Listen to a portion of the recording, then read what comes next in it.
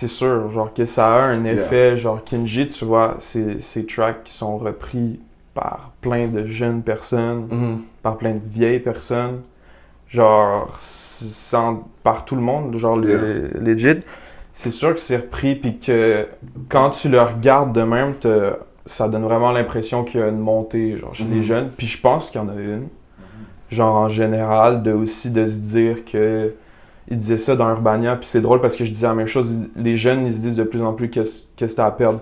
Puis moi, quand j'en parle à mes amis du souverainisme ou à des gens qui sont, tu sais, des gens qui sont pas nécessairement là-dedans, je leur dis genre, qu'est-ce que t'as à perdre? Genre, tu regardes ça dans tous les sens.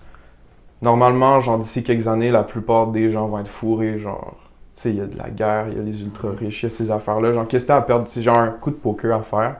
Puis après, t'as toutes les autres raisons culturelles, historiques, genre sociales de ça. Puis c'est sûr, je pense qu'il y a une montée et tout, mais après, ça va juste... Est-ce que ça va suivre dans le concret?